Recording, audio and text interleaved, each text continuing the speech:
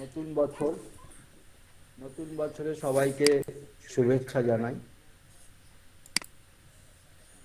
এবং এই ক্লাস আয়োজককেও শুভেচ্ছা জানাই। তো আজকের এই প্যাথোলজি ক্লাস, এটা গতবারে আমি করেছিলাম প্যাথোলজি, তারই একটা কন্টিনিউশন। তো অনেকে ছিলেন, অনেকে ছিলেন না। আমি দু চারটে আগের কথা বলে দিয়ে আজকে কন্টিনিউশনটা করব। লাস্ট প্যাথোলজি ক্লাস নিয়েছিলাম ইমিউনো প্যাথোলজি হেডিংয়ে। ইমিউনো প্যাথোলজি সম্পর্কে আমরা বলেছিলাম, সেইটা নিয়ে আমি দু চারটে কথা বলে দিয়ে আজকেরটা শুরু করতে যাব।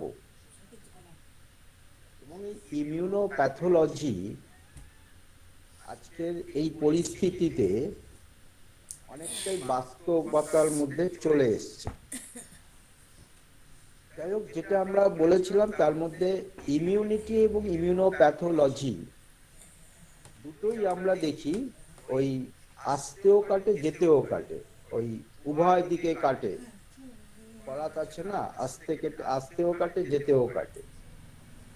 মানে এর যেমন ডিফেন্স মেকানিজম আছে, আবার এ বডিতে ইনজুরি, হিউম্যান বডিতে ডিফারেন্ট টাইপ অফ ইনজুরিয়াস, ক্ষতিকর দিকও আছে।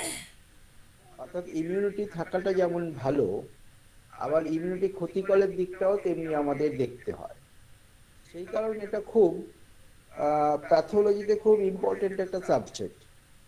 আবার আমরা যদি হোমিওপ্যাথি অর্গাননের হিসেবে ধরি, সেখানে আমরা অনেক সময় ওই দেখি যে অটো ইমিউন ডিজিজ আছে, ইমিউনিটি আছে, এগুলো আছে। এগুলো নিয়ে অনেক আলোচনা, অনেক থিওরি, সেখানে অনেক ডেসক্রিপশন দেওয়া আছে।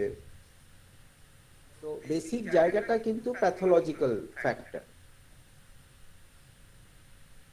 যেমন হার্বার্ট রবার্টস তার একটা থিওরি দিয়েছে এই ইমিউনিটি নিয়ে। তো সেইগুলো হচ্ছে লজিক্যালি ডেসক্রিপশন করতে হবে। আমি প্যাথোলজিক্যালি ডেসক্রিপশন করেছিলাম, এবং তার মধ্যে যেটা আমরা বলেছিলাম যে দুটো ইমিউনিটি আমরা জেনারেলি দেখতে পাই, সেটা হচ্ছে ইনার্ট ইমিউনিটি, যেটাকে আমরা ন্যাচারাল ইমিউনিটি বলি, আর একটা হলো স্পেসিফিক ইমিউনিটি বা অ্যাডাপ্টেড ইমিউনিটি। এই দুটো বেসিক, এর মধ্যে কিছু কিছু ক্ষেত্রে ভাগ করা হয়েছিল। এবং আমাদের এই বডি ডিফেন্স মেকানিজম, আমাদের যে বডি ডিফেন্স মেকানিজম, আমরা যে বডিটাকে আমাদের যে ডিফেন্স করছে, ওই এখন আমরা অনেক সময় দেখি যে কোভিড এর ক্ষেত্রে বলে যার ইমিউনিটি বেশি তার কোভিড বেশি অ্যাকশন করতে পারবে না। কিন্তু বেসিক জায়গাটা কোথায়? বেসিক জায়গাটা, কোভিড হচ্ছে ভাইরাস। তাহলে ভাইরাস হোক, ব্যাকটেরিয়া হোক, মাইক্রো অর্গানিজম, রিকেটসিয়া হোক, যে কোনো মাইক্রো অর্গানিজম বডিকে অ্যাটাক করতে পারবে। যদি তার ইমিউনিটিটা কম থাকে তখনই অ্যাটাক করতে পারবে, কিন্তু বডির ইমিউনিটি যদি বেশি থাকে অনেক সময় সে বডির ইমিউন সিস্টেম দিয়ে তাদেরকে বডিতে ঢুকতে দেবে। তাহলে এই যে এই মেকানিজমটা, তাকে আমরা বলি বডি ডিফেন্স মেকানিজম। তো বডি ডিফেন্স মেকানিজম, এই বডি ডিফেন্স মেকানিজম যেটা প্যাথোলজিতে হচ্ছে ইমিউনোপ্যাথোলজি। এই বডি ডিফেন্স মেকানিজম কিসের উপর ডিপেন্ড করে? Function of immune system. এই ফাংশন অফ ইমিউন সিস্টেম, তার কতগুলো ক্রাইটেরিয়া আছে। ক্রাইটেরিয়া হচ্ছে রেকগনাইজেশন। 1 নম্বর ক্রাইটেরিয়া হচ্ছে রেকগনাইজেশন। 2 নম্বর ক্রাইটেরিয়া হচ্ছে অ্যান্টিবডি প্রোডাকশন। 3 নম্বর ক্রাইটেরিয়া হচ্ছে সেল মেডিয়েট রিয়াকশন। আর 4 নম্বর ক্রাইটেরিয়া হচ্ছে মেমোরি। এই চারটে ক্রাইটেরিয়া থাকে বডির যে ফাংশন করে, ইমিউন সিস্টেম যে ফাংশন করে, তার এই চারটে ক্রাইটেরিয়া। এই চারটে ক্রাইটেরিয়া মধ্যে যখনই অ্যাবনর্মালিটি তৈরি হয়, যখন এই চারটে ক্রাইটেরিয়া নিজেদের মধ্যে কোনো কোঅর্ডিনেশন রাখতে পারে না, নিজেরা নিজেদের মধ্যে ঠিক থাকতে পারে না, তখন সেটা হয়ে যায় অ্যাবনর্মালিটি। তাহলে যখন সেটা অ্যাবনর্মাল হয়, নিজেদের ক্রাইটেরিয়া ঠিক রাখতে পারে না, তখন এটা কতগুলো ভাগে ভাগ হয়ে যায়। যেমন আমরা সেটাকে যদি বলি যে অ্যাবসেন্ট অর ইনঅ্যাডিকুয়েট, যদি এই ক্রাইটেরিয়া গুলো অ্যাবসেন্ট বা ইনঅ্যাডিকুয়েট হয়, তখন একটা কন্ডিশন হয়, সেটা আমরা বলি immuno deficiency disorder. Immuno deficiency disorder. এই ইমিউনো ডেফিসিয়েন্সি ডিসঅর্ডার যখন বলি, এই ইমিউনো ডেফিসিয়েন্সি ডিসঅর্ডারের জন্য অনেক কিছু, অনেক রোগ এবং বডির ইমিউন সিস্টেমের উপর অনেক কিছু এফেক্ট করে। Number one. নাম্বার টু, যদি এই যে ক্রাইটেরিয়া বললাম, চারটে ক্রাইটেরিয়া, এই চারটে ক্রাইটেরিয়া এক্সেসিভ হয় আর ইনঅ্যাপ্রোপ্রিয়েটেড হয়, তাহলে চারটে ক্রাইটেরিয়া কি হলো? এক্সেসিভ হলো আর ইনঅ্যাপ্রোপ্রিয়েট হলো, তখন আমরা সেটাকে বলি হাইপার সেন্সিটিভিটি রিঅ্যাকশন। তাহলে এই হাইপার সেন্সিটিভিটি আমি লজিক্যালি আবার অর্গাননের ডেসক্রিপশন করতে পারি, কিন্তু বেসিক জায়গাটা হচ্ছে প্যাথোলজি। বেসিক জায়গাটা হলো pathology.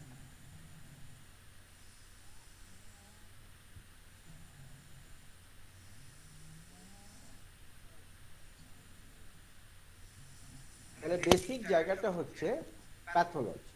Number two. Number three, এই ক্রাইটেরিয়াগুলো ফেলিয়ার হলে, ক্রাইটেরিয়াগুলো যদি ফেলিয়ার হয়, তখন হচ্ছে auto immune disease. Auto immune disease এখনকার দিনে একটা বেশ বড় বড় কথা বেরিয়েছে, একটু বড় ধরনের ডাক্তারদের মুখে শুনতে পাই। যখন কোনো ডিজিজকে ডায়াগনোসিস করতে পারে না, কারণ অটো ইমিউন ডিজিজ, কে বুঝলো না বুঝলো দেখার দরকার নেই, বলে দিল অটো ইমিউন ডিজিজ। তাহলে অটো ইমিউন ডিজিজ, তাহলে এই যে ক্রাইটেরিয়া ফাংশন অফ ইমিউন সিস্টেমের যে ক্রাইটেরিয়া, এই ফাংশন অফ ইমিউন সিস্টেমের ক্রাইটেরিয়া যখন ফেলিয়ার হচ্ছে, এই ফেলিয়ার হলে তখন হচ্ছে অটো ইমিউন ডিজিজ। আর একটা যেটা হচ্ছে, এই এই ক্রাইটেরিয়া গুলো পসিবলি ইমিউন যদি হয়, তার একটা প্যাথোলজিক্যালি নাম আছে, তাকে আমরা বলি অ্যামাইলোডোসিস। এইটা আমরা আগের ক্লাসে একটা আলোচনা করেছি। যেহেতু এটা আগের ক্লাসে আলোচনা করেছিলাম, তার পরবর্তীকালে আমরা এবার নতুন নতুন ইয়েতে যাব, স্টেপে যাব, সেজন্য আগেরটা একটুখানি বলে দিলাম। আজকে আমরা যেটা বলবো সেটা হচ্ছে সাইটোকাইনস। সাইটোকাইনস নাম শুনেছেন কিনা জানি না। সাইটোকাইনস কোভিড আসার পর থেকে এর ইম্পর্টেন্সটা অনেকটা বেড়ে গেছে। এর ইম্পর্টেন্সটা অনেকটা বেড়ে গেছে।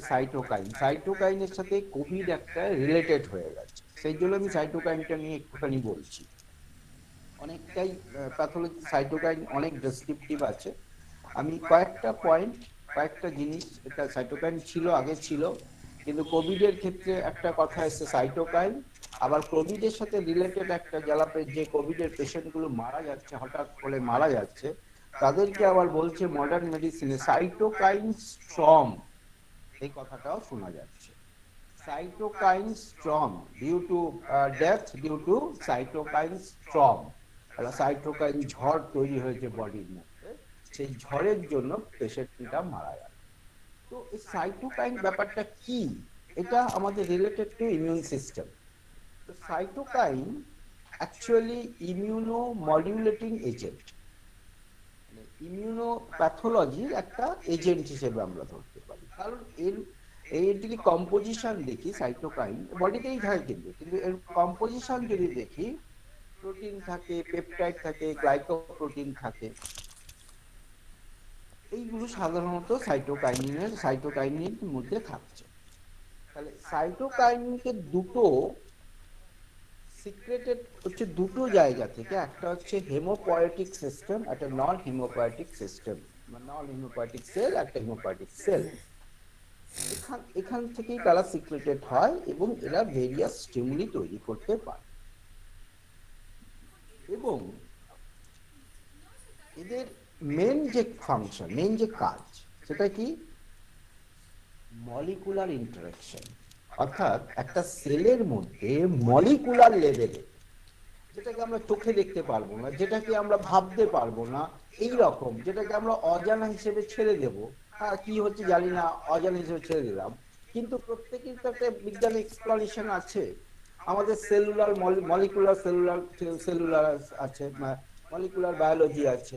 সেই মলিকুলার বায়োলজিতে আমরা যদি দেখি যে মলিকুলার ইন্টারাকশন হয় এই সাইটোকাইন, এখানে various cell of the immune system, এইটার সাথে এদের সাইটোকাইনের একটা রিলেশন আছে, যেটাকে আমরা বলি মলিকুলার ইন্টারাকশন।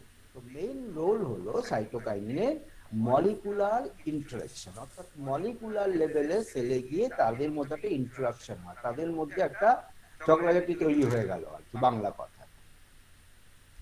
এইরকম আমাদের বডিতে এখনো পর্যন্ত প্রায় 200 সাইটোকাইন আইডেন্টিফাই করা গেছে, এবং সবারই যে এখনো পর্যন্ত নাম আলাদা করে জানা গেছে এরকম নয়, সবটাই চেষ্টার মধ্যে চলছে।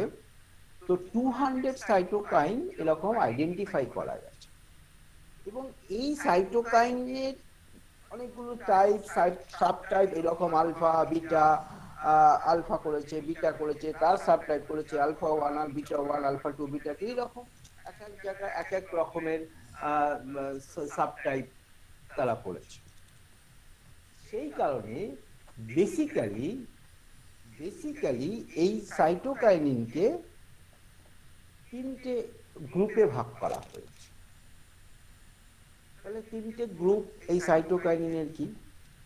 একটা হচ্ছে হেমাটোপয়েটিন ফ্যামিলি, যেটা related to blood, blood related cytokine, যেটা হেমোপয়েটিন ফ্যামিলি, সেখান থেকে এসেছে। আর একটা হচ্ছে টিউমার নেক্রোসিস ফ্যাক্টর, টিএনএফ বলি আমরা, টিএনএফ, টিউমার নেক্রোসিস ফ্যাক্টর, এটা একটা গ্রুপ থেকে তৈরি হয়েছে। আর একটা হচ্ছে chemokine family, chemokine family. Chemokine family হলো অর্থাৎ chemical reaction, monocyte chemokine protein বলে একটা কথা আছে, মনোসাইট কেমোকাইন প্রোটিন, এমসিপি, এইখান থেকে রিলেটেড যেটা হয় সেটা হচ্ছে কেমোকাইন ফ্যামিলি। তাহলে classification of cytokine based on structural similarity, এই স্ট্রাকচারাল সিমিলারিটিকে 3টে মেইন ক্যাটাগরিতে ভাগ করেছে। তিনটে, এই যে মেইন ক্যাটাগরি বললাম, সেই মেইন ক্যাটাগরি একটা হেমোপয়েটিক ফ্যামিলি, একটা হচ্ছে টিউমার নেক্রোসিস ফ্যাক্টর, আর একটা হচ্ছে কেমোকাইন ফ্যামিলি। তাহলে এই যে ভাগটা করলো সাইটোকাইনের, এদের মধ্যে কি রকম হচ্ছে, মানে পপুলার নেম কি হিসেবে হচ্ছে ইন্টারলিউকিন, ভেরিয়াস ইন্টারলিউকিন। এই সাইটোকাইনিনের যে পপুলার নেমটা আমরা দেখি সেটা হচ্ছে ভেরিয়াস ইন্টারলিউকিন। সেরকম অনেকগুলো নাম আছে, IL-1, IL-2, IL-3, IL-4, IL-5, IL-6, IL-7, 8, 9, এইরকম করে করে করে করে নাম করা আছে। আবার ওই সাব টাইপ বলেছিলাম, IL alpha, IL beta, IL alpha 1, IF alpha 2, IF beta 1, IF beta 2, IL beta 2। এইরকম অনেক সময় আমরা যখন কোনো পেশেন্টকে অ্যাডভাইস করি তার সাইটোকাইন নিয়ে, তাকে অ্যাডভাইস করি ইন্টারলিউকিন 1 আর ইন্টারলিউকিন 2 টেস্টটা করার জন্য। এইভাবে করা যায় অ্যাপ্লাইড যদি প্যাথোলজি ভাবে। তাহলে সাইটোকাইনের যে নেমটা সেটা হচ্ছে ইন্টারলিউকিন দিয়ে ডিনোট করা হয়। তাহলে এটা হচ্ছে ইন্টারলিউকিন, আমাদের বডিতে যেটা আছে সেটা হচ্ছে সাইটোকাইন। এবার এই সাইটোকাইনের রিসেপ্টরের সাথে রিলেটেড আছে ইমিউনোগ্লোবুলিন IG, তার সাথে রিলেটেড আছে এর মধ্যে। কিন্তু বেসিক জায়গায় mode of action of cytokine, এই mode of action of cytokine এটা হচ্ছে প্যাথোলজিক্যাল ফ্যাক্টর। যেমন কি রকম মোডে অ্যাকশন করে, বেসিক্যালি 3টে মোডে ওরা অ্যাকশন করতে পারে, 3টে মোডে ওরা অ্যাকশন করতে পারে। কি রকম মোড? যে অটোক্রাইন, প্যারাক্রাইন অ্যান্ড এন্ডোক্রাইন যে গ্ল্যান্ডগুলো আছে, সেই গ্ল্যান্ডের নেচার অনুযায়ী তারা ওই 3টে মোডে তারা কিন্তু আমাদের বডিতে অ্যাকশন করতে পারে। তো এই যে অ্যাকশন করছে, অ্যাকশন করলে কি হয়? অ্যাকশন করলে একটা হচ্ছে রেগুলেশন অফ দ্য গ্রোথ, আর একটা হচ্ছে ইনফ্লামেটরি মেডিয়েটর, আর একটা হচ্ছে অ্যাক্টিভেশন অফ ইমিউন সিস্টেম, আর একটা যেটা সবচেয়ে পপুলার এই কোভিড এর সময় সেটা হচ্ছে সাইটোকাইন স্টর্ম, অর্থাৎ সাইটোকাইন ঝড় উঠে গেছে বডিতে। কেন ঝড় উঠে গেছে? এই বডিতে যে সাইটোকাইন গুলো আছে সেগুলো ওভার স্টিমুলেট হয়ে গেছে। Over stimulate of cytokine can trigger cytokine storm, এবং এই cytokine storm can fatal condition of the human body. এটা প্যাথোলজি। তো আজকের দিনে দেখবেন এই যে সব বিতর্ক সভা হচ্ছে, বলছে কোভিড এর দ্বিতীয় ঢেউটা মারাত্মক হয়েছে। কেন মারাত্মক হয়েছে? সেখানে বেশি পরিমাণ স্টেরয়েড ব্যবহার করা হয়েছে, এবং এই অত্যাধিক পরিমাণ স্টেরয়েড ব্যবহার করার জন্য তার বডিতে সাইটোকাইন স্টর্ম তৈরি হলো। That cytokine storm, over stimulation of the cytokine can trigger the cytokine storm, এবং তার সাথে কি হলো, বডিতে যে পোটেনশিয়ালি ফেটাল কন্ডিশন তৈরি করলো, that potentially fatal condition leads to death of the human body. আজকে এটা প্রমাণ করতে চাইছে।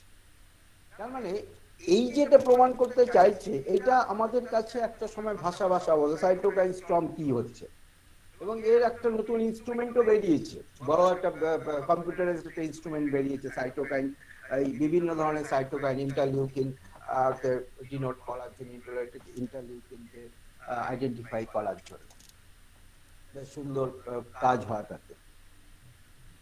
তো এটা এই কারণেই বললাম আজকে যে সাইটোকাইন স্টর্ম, সেই সাইটোকাইন স্টর্মের জন্য পেশেন্টটা মারা যায়। তাহলে তার এক্সপ্লানেশন হচ্ছে, এই এক্সপ্লানেশন অনুযায়ী তখন এই কোভিড এর এই দ্বিতীয় ঢেউতে এই ঘটনাটা ঘটেছে, যেটা ইমিউনোপ্যাথোলজি বা ইমিউনোলজির সাথে এটা খুব রিলেটেড। এরপর যেটা দরকার সেটা হলো অটো ইমিউন ডিজিজ। আমরা অটো ইমিউন ডিজিজ জানলাম, এগুলো অটো ইমিউন ডিজিজ, কিন্তু কোনগুলোকে আমরা অটো ইমিউন ডিজিজের আন্ডারে ফেলতে পারি অ্যাকর্ডিং টু প্যাথোলজিক্যাল। যেমন অটো ইমিউনিটি ডিজিজকে আমরা যদি ডিজিজ হিসেবে ভাগ করি, তাহলে এই রকম যে একটা হচ্ছে অর্গান নন স্পেসিফিক, যেটাকে আমরা বলি সিস্টেমিক, আর একটা হচ্ছে organ specific, that is localised. Organ specific, that is localised. দেরি হবে, একটু দেরি হবে একটু, না না এখানেই আছে, আমি এটা কমপ্লিট করে বলছি। তো autoimmune disease, autoimmune disease organ non specific, that is a systemic, আর একটা হচ্ছে organ specific, that is localised. এটা হচ্ছে অটোইমিউন ডিজিজের বেসিক ক্রাইটেরিয়া বা বেসিক ডিফারেন্স। এর মধ্যে যেটাকে বলি আমরা যে অর্গান নন স্পেসিফিক, যেটা সিস্টেমিক, তার মধ্যে সবচেয়ে কমনেস্ট ডিজিজ হচ্ছে সিস্টেমিক লুপাস এরিথ্রোমেটোসাস।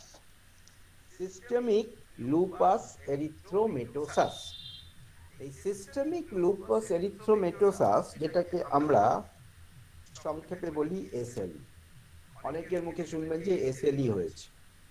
এসএলই কি, কি করে হয়, তার এক্সপ্লানেশনটা দেওয়া আছে প্যাথোলজিতে। এসএলই কি, কিভাবে হচ্ছে, তার ক্রাইটেরিয়া গুলো কি কি, সেটা পরে আসছি আমি, common factor.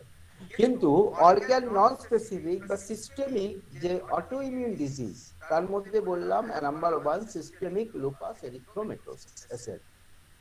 Number 2 rheumatoid arthritis, একদম কমন, রিউমাটয়েড আর্থ্রাইটিস। তাহলে কমন এটা একদম, রিউমাটয়েড আর্থ্রাইটিস অনেকেই দেখা যায়, কিন্তু ডায়াগনোসিস করতে হবে ঠিকঠাক করে যে রিউমাটয়েড আর্থ্রাইটিস হচ্ছে কিনা। থেকে ব্যাপারটা নিয়ে আসলো, ডাক্তার বললাম ব্যাপারটা না। নেক্সট হচ্ছে পলিআর্থ্রাইটিস নোডোসা। পলিআর্থ্রাইটিস নোডোসা, এই পলিআর্থ্রাইটিস নোডোসা সেটাও অর্গান নন স্পেসিফিক বা সিস্টেমিক ডিসঅর্ডারের মধ্যে পড়ে।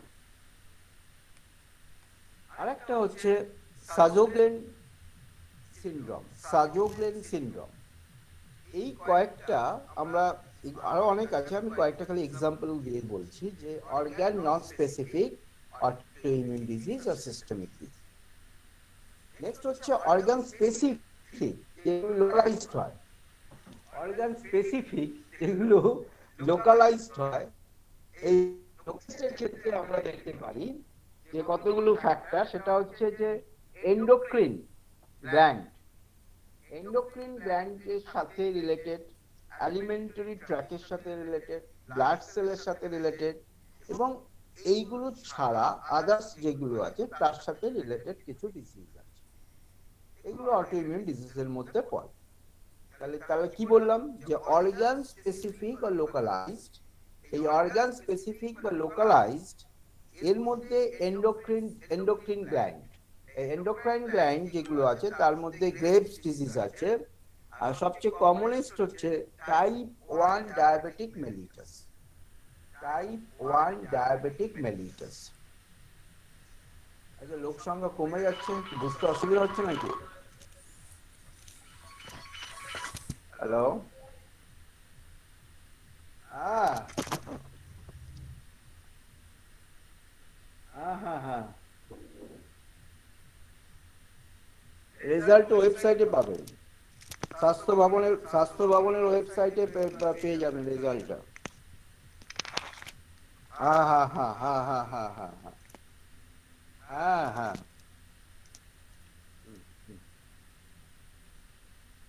আচ্ছা, আর না পারলে বলবেন, দেখবো আমি। ঠিক আছে, আচ্ছা ঠিক আছে, আগে দেখুন না চেষ্টা করে।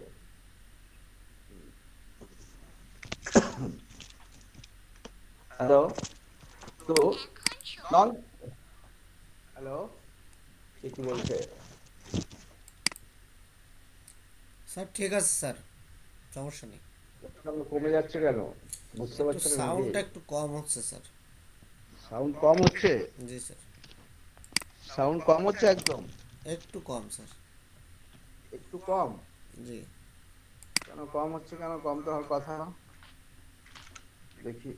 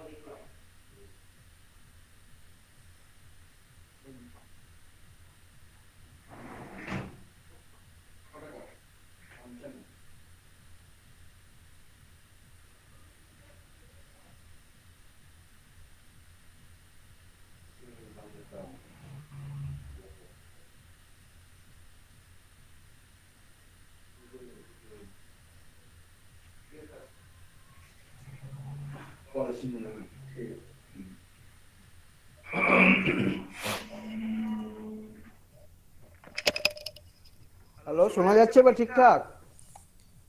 হ্যালো, জি স্যার, ক্লিয়ার স্যার। শোনা ক্লিয়ার হচ্ছে এবার? ক্লিয়ার ক্লিয়ার, হ্যাঁ হ্যাঁ একদম হ্যাঁ ক্লিয়ার হ্যাঁ স্যার। হ্যাঁ, আচ্ছা ঠিক আছে।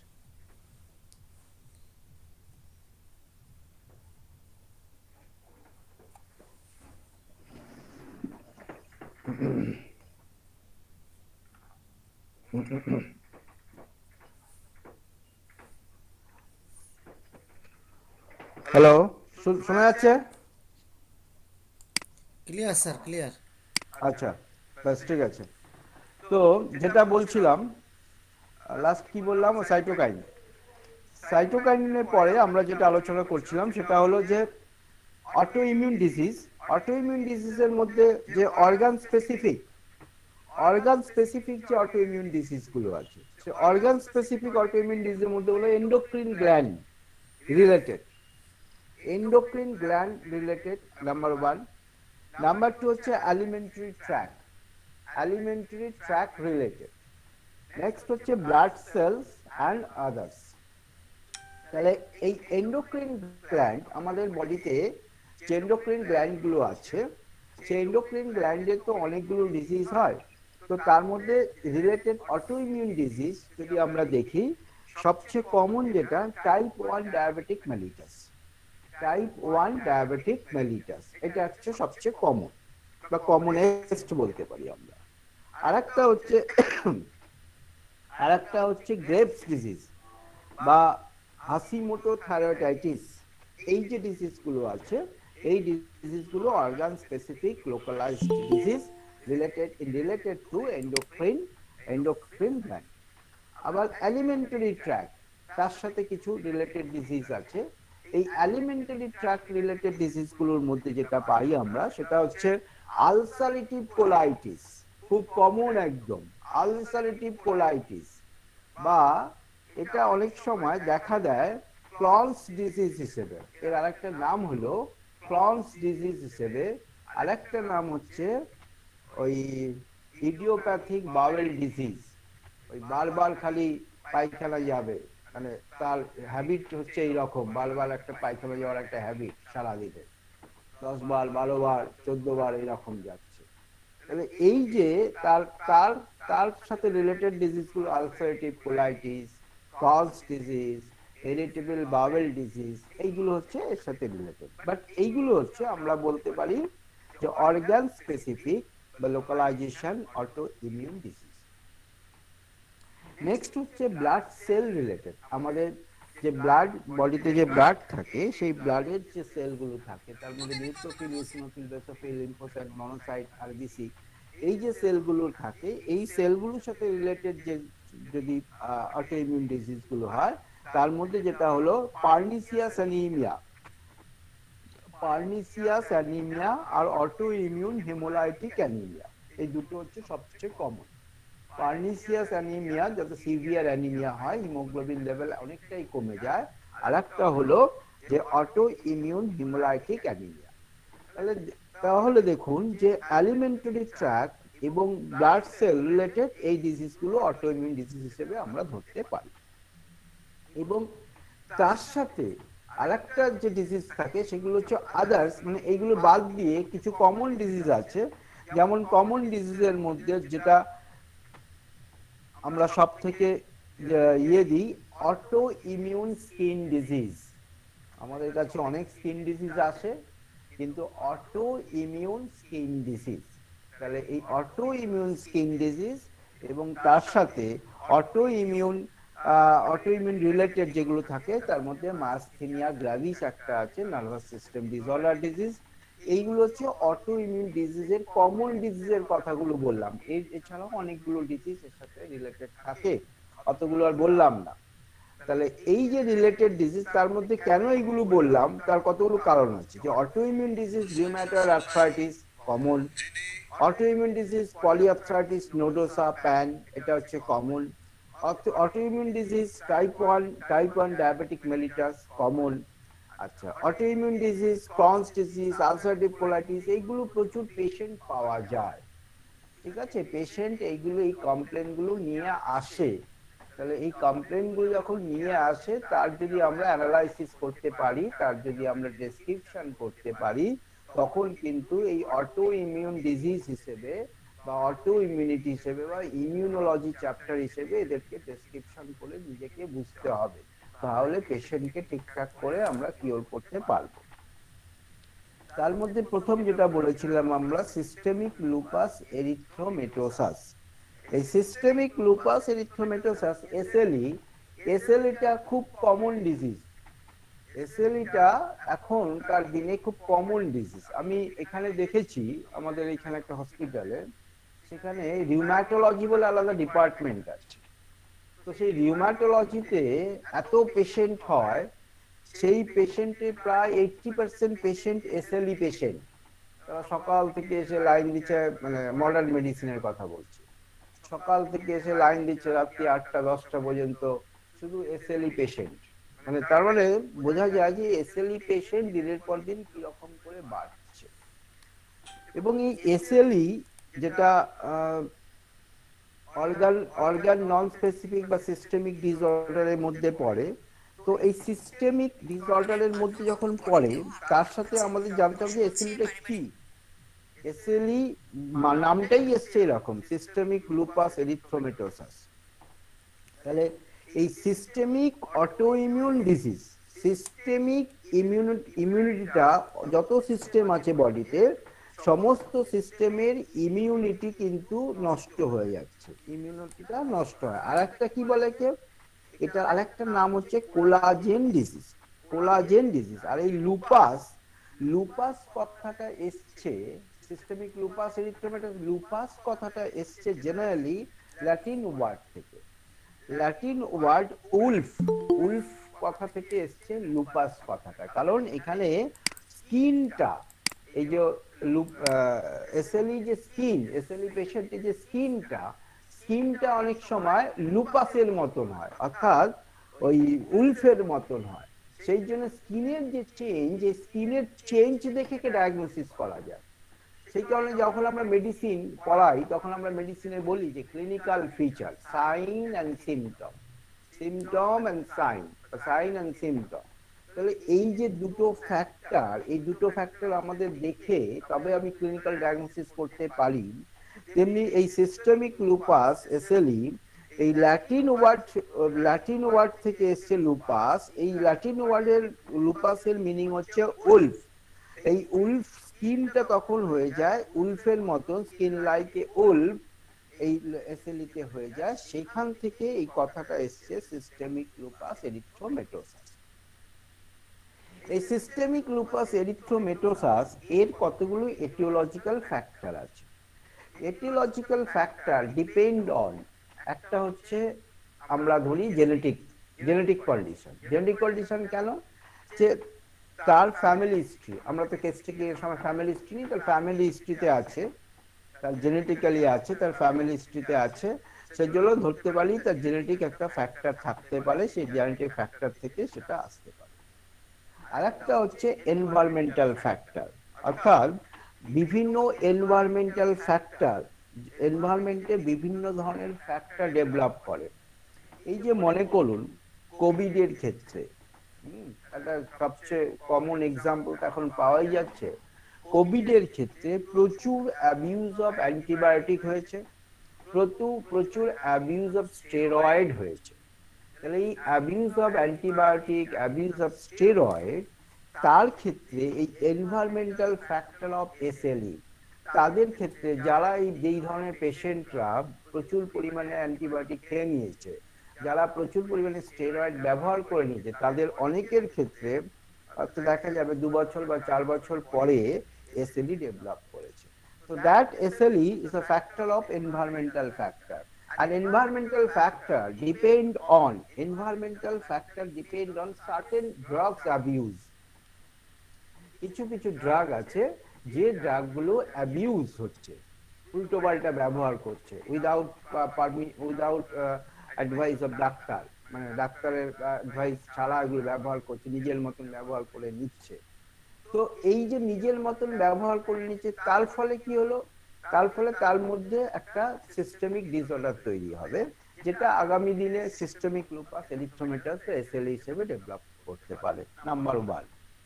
তো সার্টেন ভাইরাল ইনফেকশন, অর্থাৎ কিছু কিছু ভাইরাল ইনফেকশন আছে, যে ভাইরাল ইনফেকশন বডিতে ইনফেক্টেড হওয়ার পরে তার একটা সাইড এফেক্ট থাকে। সেই জন্য আমরা কেস টেকিং এর ক্ষেত্রে পাস হিস্ট্রি নিই, যে তার কখনো পুরনো কোনো হিস্ট্রি আছে কিনা, ইনফেকশন হওয়ার কোনো হিস্ট্রি আছে কিনা। তো আগে যেমন ছিল, এটা ছিল ইবিভি ভাইরাস, এপস্টেন বিয়ার ভাইরাস। এপস্টেন বিয়ার ভাইরাস, এই এপস্টেন বিয়ার ভাইরাস এফেক্টেড হলো, এপস্টেন বিয়ার ভাইরাস এফেক্টেড হওয়ার ফলে তার বডিতে তার সাইড এফেক্ট তৈরি হলো, সাইড এফেক্টের জন্য তার মধ্যে এসএলই হলো। আগামী দিনে এটাই হবে, যেরকম এখনকার দিনে যে কোভিডটা হচ্ছে, সার্স কোভিড ভাইরাস। এই সার্স কোভিড আগে প্যাথোলজিতে প্যাথোলজি এটাই আমরা বলতাম যে এপস্টাইন বিয়ার ভাইরাস ইনফেকশনের জন্য তার একটা এটিওলজিক্যাল ফ্যাক্টর যেখানে সিস্টেমিক লুপাস এরিথ্রোমেটোসাস হচ্ছে। এবার আগামী দিনে যেটা আমাদের বলতে হবে, সার্স কোভিড বা কোভিড ভাইরাস, সেই সার্স কোভিড ভাইরাস এফেক্টেড করেছে, তার জন্য সে আম, যে কোন বেশি পরিমাণে বা অ্যাবিউজ অফ অ্যান্টিবায়োটিক বা অ্যাবিউজ অফ স্টেরয়েড ব্যবহার করেছে, তার কারণে তার এইটা সিস্টেমিক লুপাস এরিথ্রোমেটোসাস বা এসএলই হওয়ার সম্ভাবনা থাকতে পারে। নাম্বার 3 হচ্ছে সার্টেন হরমোন, যেমন ইস্ট্রোজেন হরমোন। এবং ইস্ট্রোজেন হরমোন যদি বাইরে থেকে কেউ ড্রাগ হিসেবে নেয়, ইস্ট্রোজেন হরমোন দিনের পর দিন ইস্ট্রোজেন হরমোন নিচ্ছে, অথবা ইস্ট্রোজেন হরমোনের মেটাবলিজম, ফিজিওলজিতে ইস্ট্রোজেন হরমোনের যে মেটাবলিজম আছে, সেই মেটাবলিজম ঠিকঠাক হচ্ছে না, সিক্রিশন কম হচ্ছে বা সিক্রিশন বেশি হচ্ছে, তার মেটাবলিজম অ্যাক্টিভিটিটা কমে গেছে ইস্ট্রোজেন হরমোনের, সেক্ষেত্রে তার ক্ষেত্রে হওয়ার সম্ভাবনা থাকে সিস্টেমিক লুপাস এরিথ্রোমেটোসাস। তো সিস্টেমিক লুপাস এরিথ্রোমেটোসাসের দুটো ফ্যাক্টর বললাম, দুটো ফ্যাক্টর, একটা ফ্যাক্টর হচ্ছে জেনেটিক ফ্যাক্টর, একটা হচ্ছে এনভায়রনমেন্টাল ফ্যাক্টর। এই জেনেটিক ফ্যাক্টর হচ্ছে জেনেটিক হিস্ট্রিটা থাকতে হবে, জেনেটিক প্রিডিসপোজিশন কন্ডিশন থাকতে হবে, এবং সেখানে function of the class interleukin, ইন্টারলিউকিনের এই যে ফাংশনগুলো বা ইমপ্লিকেটেড বা সেখানে জেনেটিক অ্যাবনর্মালিটি এগুলো থাকতে হবে। আর 2 নাম্বার বললাম যে এনভায়রনমেন্টাল ফ্যাক্টর, এনভায়রনমেন্টাল ফ্যাক্টর গুলো ডিপেন্ড করে কত কিছু এনভায়রনমেন্টাল কন্ডিশনের উপরে। Abuse of drug, abuse of drug, আগেকার দিনে এরকম প্রচুর পরিমাণে অ্যান্টিবায়োটিক অ্যাবিউজ করতো, বিশেষ করে পেনিসিলিনের যে সময় ছিল, পেনিসিলিন একটা অ্যান্টিবায়োটিক যখন আবিষ্কার হয়েছিল, সেই সময় অ্যাবিউজ অফ পেনিসিলিন করার ফলে অনেক পেশেন্টের ক্ষেত্রে এরকম এসএলই দেখা গেছে। এখনকার দিনেও দেখা যাবে যে আগামী আগামী কয়েক 5-10-5-7 বছর পরেও দেখা যাবে এসএলই পেশেন্ট বাড়ছে আরো। তার কারণ হবে এই এই যে অ্যাবিউজ অফ অ্যান্টিবায়োটিক হচ্ছে বা অ্যাবিউজ অফ স্টেরয়েড হচ্ছে, তার জন্য এটা হওয়ার সম্ভাবনা থাকতে পারে। এছাড়া ভাইরাল ইনফেকশন, একটা সময় ছিল যে এপস্টাইন বিয়ার ভাইরাস ইনফেকশন যদি করে তার একটা হিস্ট্রি থেকে যায়, সেই হিস্ট্রির জন্য তার সেই ইমিউনিটি ডেফিসিয়েন্সি হয়, সেই ইমিউনিটি ডেফিসিয়েন্সির জন্য এসএলই হয়, এবং টোটাল সিস্টেমিক কন্ডিশন গুলো তাতে এফেক্টেড হয়। আবার এখনকার দিনে দেখা যাবে যে কোভিড ইনফেকশন হলো, কোভিড ভাইরাস যে ইনফেকশন করছে, তার জন্য আগামী 2-3 বছর পরেও কিন্তু এই অটো ইমিউন ডিজিজ গুলো আসতে পারে।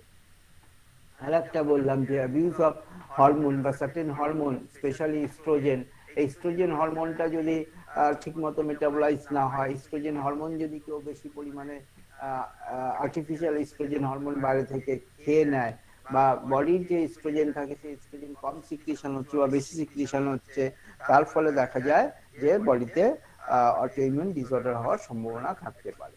তাহলে এইগুলো হচ্ছে অটো ইমিউন ডিসঅর্ডারের মধ্যে এসএলই যে ফ্যাক্টর, সেই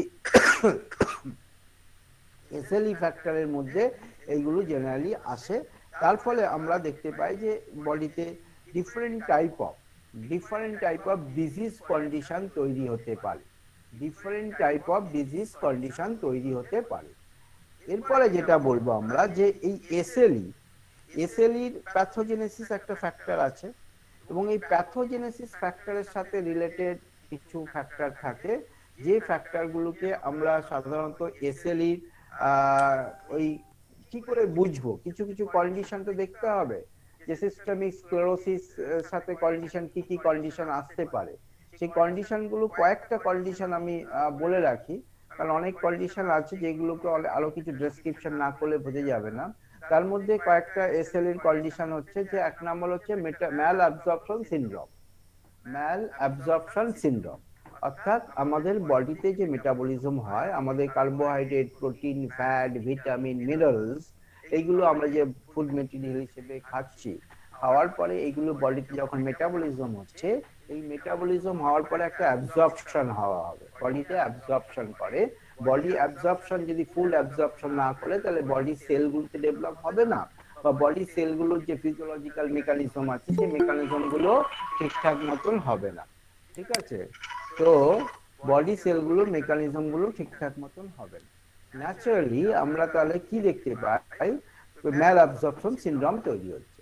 তাহলে এই ম্যাল অ্যাবজর্পশন সিনড্রোম যখন তৈরি হয়, এসএলই তে একটা স্ট্রাইকিং সিমটম হচ্ছে ম্যাল অ্যাবজর্পশন সিনড্রোম। তারপর হচ্ছে রেসপিরেটরি ডিস্ট্রেস থাকবে, রেসপিরেটরি ডিস্ট্রেস থাকবে। রেসপিরেটরি ডিস্ট্রেস অর্থাৎ পেশেন্ট একটুখানি হাঁটাচলা করলেই সে হাঁপিয়ে উঠবে, বেশি মুভমেন্ট করতে পারবে না, একটু জোরে হাঁটতে পারবে না, একটু ওই সিঁড়িতে উঠতে গেলে তার কষ্ট হবে, সেই ক্ষেত্রে রেসপিরেটরি ডিস্ট্রেস তৈরি। আর একটা হয় তার ম্যালিগনেন্ট হাইপার টেনশন তৈরি হয়। ম্যালিগনেন্ট হাইপার টেনশন তৈরি হয়, ম্যালিগনেন্ট হাইপার টেনশন হচ্ছে তার হাইপার টেনশনটা দীর্ঘদিন ধরে একই রকম, মানে সবসময় বেশি থাকবে, এইরকম একটা কন্ডিশন নিয়ে চলে, তার ম্যালিগনেন্ট হাইপার টেনশন। আর একটা হয় biliary cirrhosis. Biliary cirrhosis, biliary cirrhosis অর্থাৎ লিভার রিলেটেড ডিসঅর্ডার, সেখানে বিলিয়ারি সিরোসিস হওয়ার সম্ভাবনা থাকে। আর একটা হয় যে হ্যান্ড, হাতের ফ্লেকশনটা অনেক সময় ক্লো হ্যান্ড বলা হয়, claw like flexion of the deformity of হাতটা একটুখানি জাস্ট এরকম বেঁকে যাবে, হাতটা এরকম করে জাস্ট একটুখানি বেঁকে যাবে, ক্লো হ্যান্ড বলা হয় এটাকে। ঠিক আছে, তাহলে এই যে কতগুলো পয়েন্ট, এই পয়েন্টগুলো হলো এসএলইর যা জেনারেল সিমটম, এসএলইর জেনারেল সিমটম। এই জেনারেল সিমটম এসএলইতে সাধারণত দেখতে পাওয়া যায়। একটা এসএলই পেশেন্ট মানে হচ্ছে তার মাল্টি সিস্টেম এফেক্টেড হয়ে যাওয়া, মাল্টি সিস্টেম তার এফেক্টেড হয়ে যাওয়া এসএলইর ক্ষেত্রে। এবং ওই একটা কথা বলছিলাম যে তার মধ্যে, সেটা হচ্ছে সাজগন সিনড্রোম। সাজগন সিনড্রোম এসএলইর মধ্যে একটা কমন একটা ফ্যাক্টর, সেই কমন ফ্যাক্টরের মধ্যে ট্রায়াড অফ ড্রাই, কিরকম ড্রাই আই, তার চোখটা শুকনো শুকনো লাগবে, এবার মনে হবে যেন চোখে জল কমে গেছে। এবার এইটা যদি কোনো চোখের ডাক্তারকে দেখা যায়, বলে চোখের যে ভেতরে যে জল থাকে জলটা কমে গেছে, একটা সোজা বাংলা কথায় তাকে বলে দিই। আর একটা হয় ড্রাই মাউথ, মুখটা সবসময় যেন শুকিয়ে যাবে, মুখটা ভেতরটা বাক্কাল ক্যাভিটিটা সবসময় যেন শুকিয়ে যাবে। আর তার সাথে থাকবে রিউম্যাটয়েড আর্থ্রাইটিস, রিউম্যাটয়েড আর্থ্রাইটিস। তাহলে এই যে কন্ডিশনগুলো, এই কন্ডিশনগুলো হচ্ছে এসএলইর সাথে রিলেটেড, এই কন্ডিশনগুলো হলো এসএলইর সাথে রিলেটেড। তাহলে এসএলই পেশেন্টের ক্ষেত্রে এই ধরনের সিমটমগুলো আমরা জেনারেলি দেখতে পাবো, যে এই সিমটমগুলো যদি থাকে, যেমন যেমন আইয়ের ক্ষেত্রে বললাম, আয়ের ক্ষেত্রে যেটা হবে সেটা হচ্ছে যে অনেক সময় আয়ের মধ্যে blurred vision, burning and itching, blurred vision, burning and itching, অর্থাৎ আইটা বন্ধ করছে, চোখটা বন্ধ করছে, মনে হচ্ছে যেন একটা আবছা কিছু ভিশন দেখতে পাচ্ছে, বা চোখ দিয়ে যখন দেখছে কোনো জিনিস অবজেক্টকে দেখছে, সেই অবজেক্টটা যেন হালকা দেখতে পায়, কমপ্লিট দেখতে পাচ্ছে না, তার সাথে বার্নিং ইচিং এই ধরনের জিনিসগুলো থাকবে। আবার এই ড্রাইনেস হওয়ার জন্য, যে বললাম যে বাক্কাল ক্যাভিটি ড্রাইনেস হয়ে গেল, তো এই ড্রাইনেস হয়ে গেল, ড্রাইনেস মাউথ হওয়ার জন্য এখানে কিছু ফ্যাক্টর তৈরি হয়। সেই ফ্যাক্টরটা কি, যে ডিফিকাল্টি অফ সোয়ালোইং, তার খেতে গিয়ে কিছু অসুবিধা হচ্ছে, খেতেই পারছে না, তো সে ডেগ্লুটেশন গিলতে পারছে না, এবং সেই পেশেন্টটা বলছে এসে যে আমার খেতে গেলে কিন্তু একটু কষ্ট হচ্ছে। এবার কেউ মনে করলো যে ওখানে কোনো অবস্ট্রাকশন হচ্ছে কিনা, দেখা গেল সব রিপোর্ট মানে এন্ডোস্কোপি যদি করে দেখে, যে করে দেখলে ওখানে কোনো রকম কিন্তু কোনো প্যাথোলজিক্যাল চেঞ্জ হয়নি, ওখানে কোনো রকম প্যাথোলজিক্যাল চেঞ্জ হয়নি। তো সেই কারণে যখন সে দেখলো যে তার ডিফিকাল্টি অফ সোয়ালোইং হচ্ছে, ডিফিকাল্টি অফ ডেগ্লুটেশন হচ্ছে, অথচ সেখানে কোনো প্যাথোলজি না, ফ্যারেঞ্জাইটিস না, টনসিলাইটিস না, কোনো টিউমার না, কোনো রকম আলসারেশন ফর্ম কিচ্ছু নেই, কোনো রিপোর্টই, সব রিপোর্টই নর্মাল, অথচ patient as a feeling the difficulty of swallowing, difficulty of deglutition, এইটা মনে হচ্ছে, তখনই কিন্তু আমরা এই অটোইমিউন ডিজিজের দিকে যেতে পারি। আবার যদি এরকম দেখা যায় যে গ্ল্যান্ডুলার ইনভলভমেন্ট হচ্ছে, inflamed lacrimal gland, inflamed lacrimal gland হচ্ছে, এইগুলো ইনফ্লেমড হচ্ছে, কিন্তু এই ইনফ্লেমড হওয়ার কোনো কজ খুঁজে পাওয়া যাচ্ছে না, তখন আমরা অটোইমিউন ডিজিজ রিলেটেড যেতে পারি। আরেকটা যেটা হলো যে সিমটমস, কিছু সিস্টেমিক ইনভলভমেন্ট থাকে সেন্ট্রাল নার্ভাস সিস্টেম এবং স্কিন এবং লাং এর ক্ষেত্রে। লাং এর ক্ষেত্রে বললাম রেসপিরেটরি ডিস্ট্রেস হতে পারে, সেন্ট্রাল নার্ভাস সিস্টেমের ক্ষেত্রে কিছু ফ্যাক্টর তৈরি হয় যেখানে তার পেশেন্ট ফিলিং করছে, তার যেন হাতে পায়ে কোনো রকম সেন্সেশন আসছে না, মাঝে মাঝে যেন সেন্সেশন চলে যাচ্ছে এরকম মনে করছে পেশেন্ট। আর একটা বললাম স্কিনের কিছু চেঞ্জেস আছে। এইগুলো হচ্ছে আমাদের অটো ইমিউন ডিজিজের ক্ষেত্রে জেনারেলাইজ সিমটম, বিশেষ করে এসএলই এর ক্ষেত্রে, সিস্টেমিক লুপাস এরিথ্রোমেটোসাসের ক্ষেত্রে। ওকে, এইটা বলে আজকের মতো শেষ করছি। কারো যদি কোশ্চেন থাকে আলোচনা করতে পারি।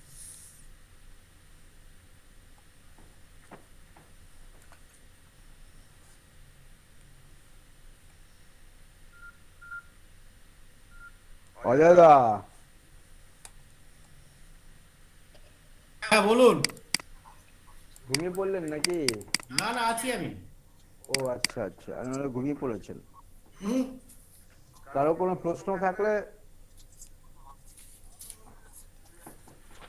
স্যার, সাইটোকাইন স্টর্মটা ভাইরাস এফেক্টেড হচ্ছে না স্টেরয়েড ব্যবহারের জন্য, মানে ইউজের জন্য হচ্ছে?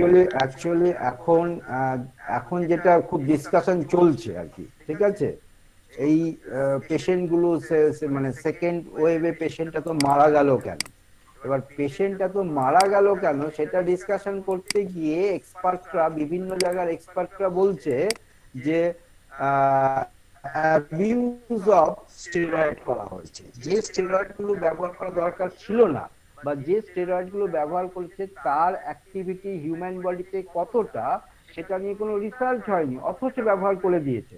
এই যে ব্যবহার করে দেওয়ার ফলে তাতে কি হচ্ছে, পেশেন্টের ওই সাইটোকাইন তো বডিতে থাকেই, তখন সাইটোকাইন গুলো ওভার স্টিমুলেশন হয়ে গেছে। তার ফলে কি যে পেশেন্টের এই রিঅ্যাক্টিভিটি হয়েছে, পেশেন্ট গুলো মারা গেছে। এখন সেটা নিয়ে আলোচনা চলছে। Thank you.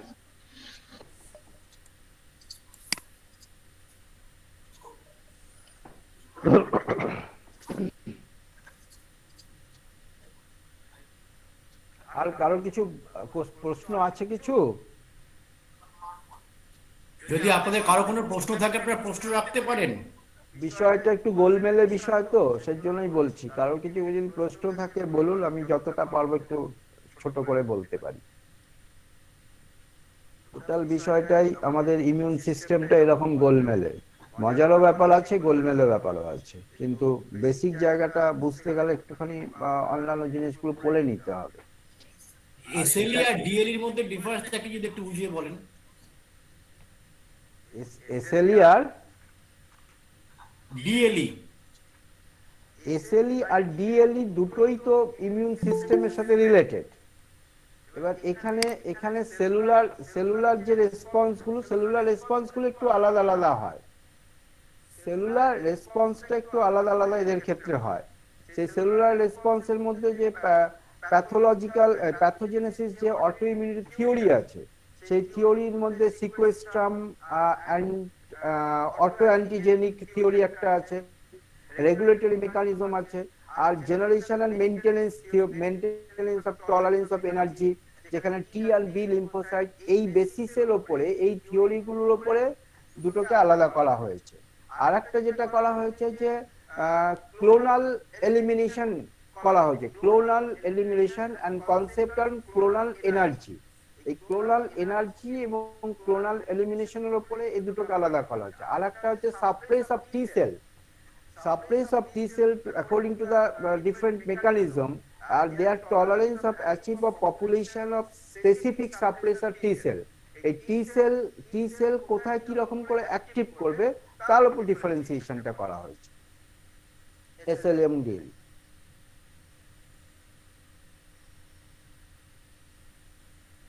নেক্সট আর কারো কোশ্চেন আছে? Thank you sir. যদি আর কারো কোনো কোশ্চেন থাকে আপনারা প্রশ্ন করতে পারেন।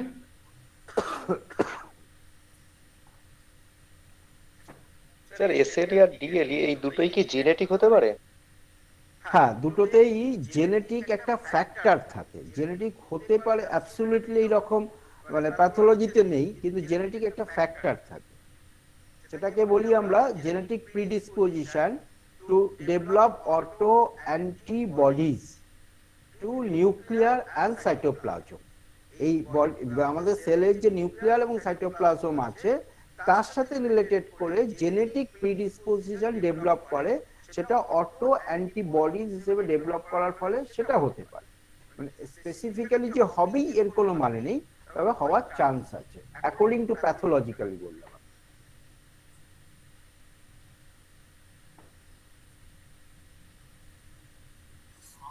আর কারো কিছু জানার আছে?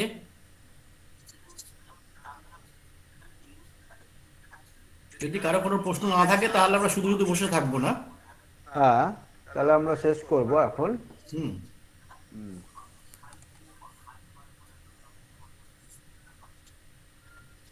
তাহলে তাহলে আমরা এখানে শেষ করি। শেষ করি। তাহলে সবাইকে শুভরাত্রি জানিয়ে আমরা এখানে শেষ করছি।